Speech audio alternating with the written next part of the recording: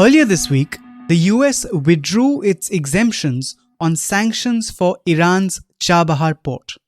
It's a move that throws India's multi-million-dollar strategic investment, its trade ties with Iran, its support to rebuild Afghanistan, and its strategic counter to Pakistan's Gwadar port all into turmoil.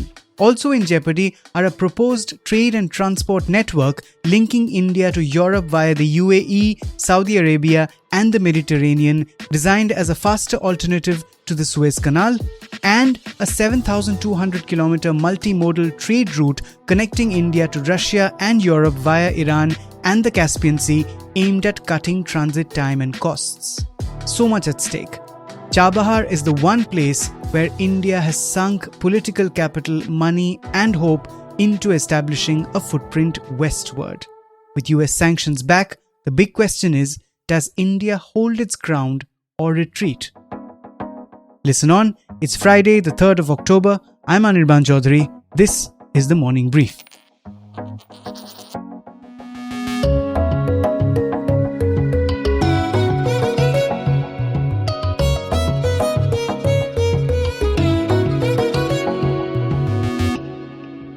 What happens now is that, Anirban, virtually the port will come to a standstill.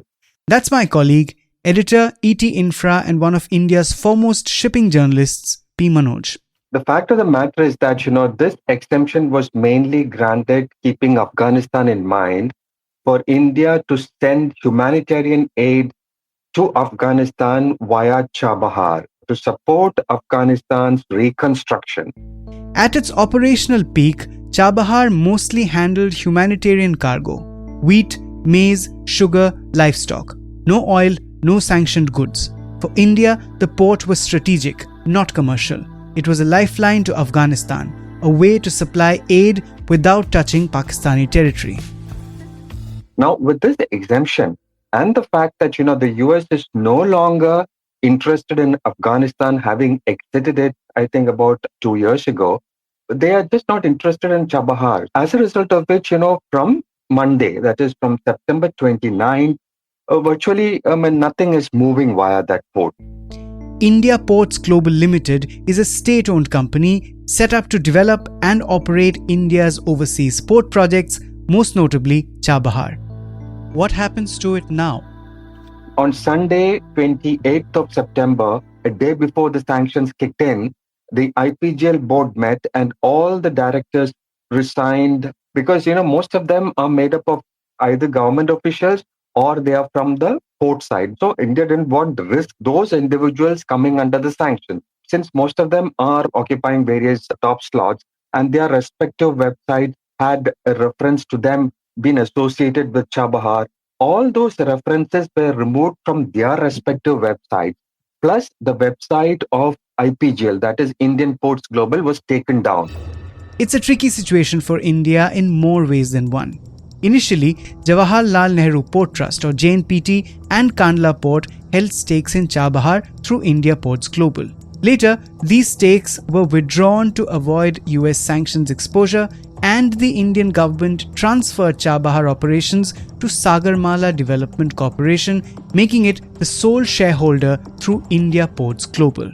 But please remember, Sagarmala Development Corporation also has now become an NBFC, which is going to play a key role in India's shipping and shipbuilding industry in terms of giving loans and financing needs and all that. At some point in time, they need to look at US dollar loans and all that. So considering all these things, I think the government is now taking a step back and looking at what can be done. Because I was also told that, sanctions is not recognized by Iran as a force majeure clause in the contract. Mm-hmm. And Iran says that, come what may, sanctions or no sanctions, the port has to continue operations. Which means if India stops operating the port altogether, it is effectively a breach of contract, which is why the Indian government has now sought legal opinion on what should be done next. But now, let us step back.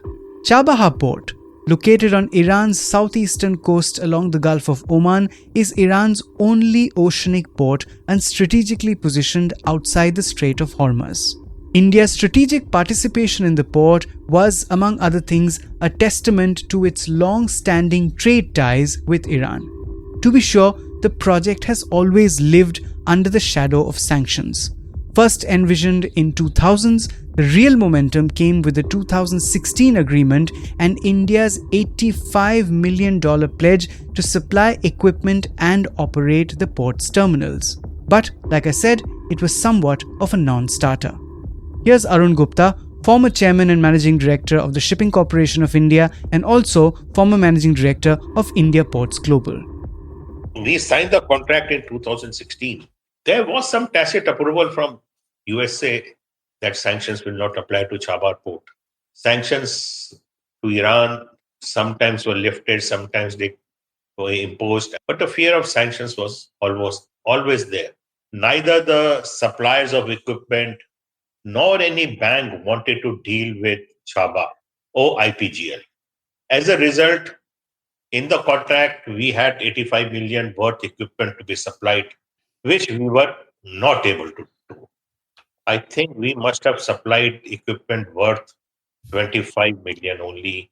That through with lot of circus, and equipment came to Bombay and then again we transshipped to Chabahar. So, a non-starter with limited commercial sense. Why did India enter Chabahar in the first place?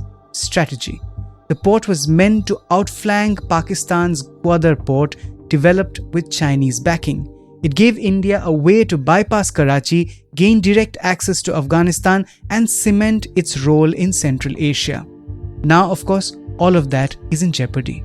But India's westward ambitions didn't end with Chabahar.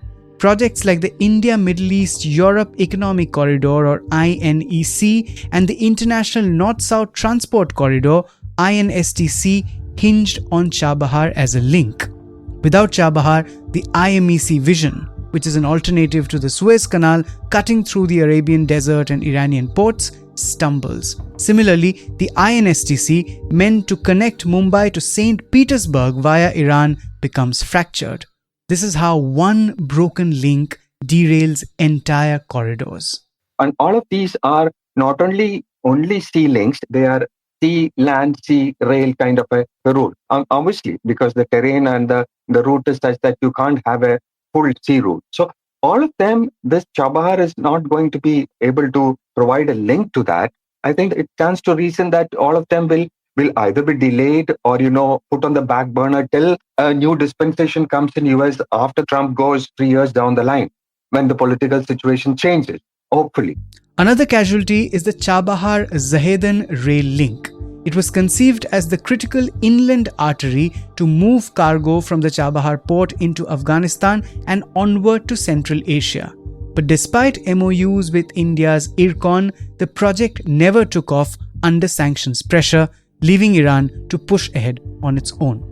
This is the main part of it because, that rail link also was a key part of the port project for evacuation of cargo. Plus, actually, if you ask me, I would say that, India is caught between the devil and the deep sea. Because on the one hand, you cannot antagonize US because, most of the financial system, the dollar fundings and all are there. Nobody wants to risk that. On the other hand, India's decades-old ties with Iran is coming under strain because of this. And we don't really want that to happen. All said and done, at some point, we used to buy a lot of oil from them, which has come down drastically. But at some point, it can regain and recoup. But the point here is that are we willing to take the risk that we took with Russia? Despite the sanctions, we continue to buy Russian oil. Remember that. Can we do that? That is the more question now. And that is what I think the government is now asked. A legal opinion is what I was told. And that is expected in a week or so, basis which they are going to take the next step on what to do with the project. Meanwhile, into this vacuum steps China. Already entrenched in Gwadar, Beijing has supplied Tehran's metro systems, railways and trade. If India retreats from Chabahar, China will likely expand its presence just as it has in Africa, Latin America and the Panama case. For Iran, facing Western sanctions, China is the natural fallback partner. Iran and China were always close, and Gwadar port is promoted by China.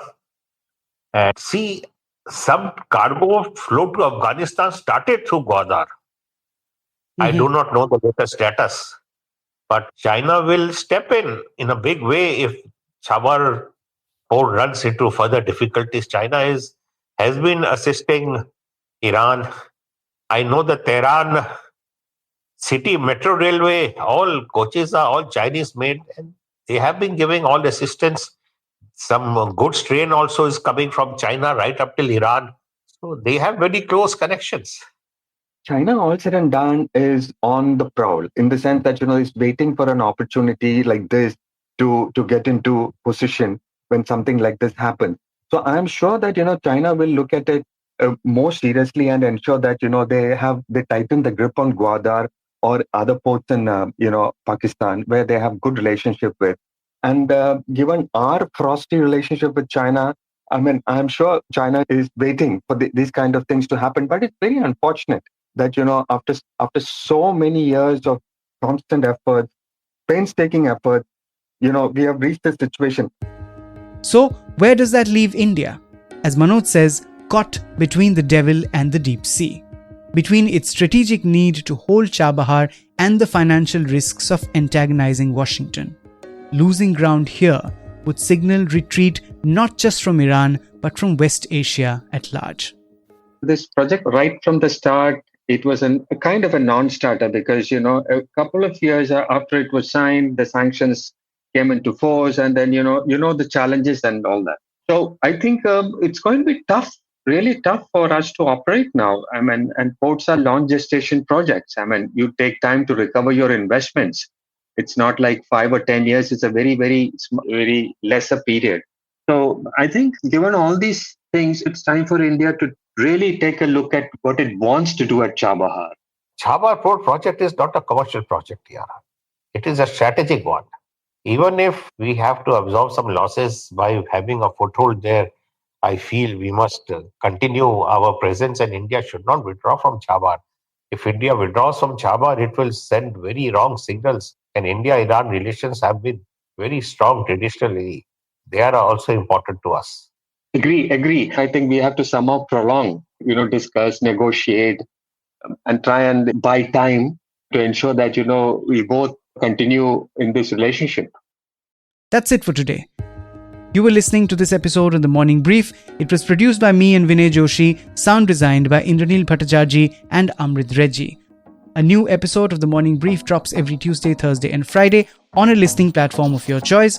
Also, don't forget to subscribe to our brand new show, Corner Office Conversation, where we speak to the most interesting business leaders in India and the world. In the latest episode, Google's head of search, Elizabeth Reed, talks to me about how AI is reshaping search and why India is racing ahead to be the foremost testing ground for Google's innovations.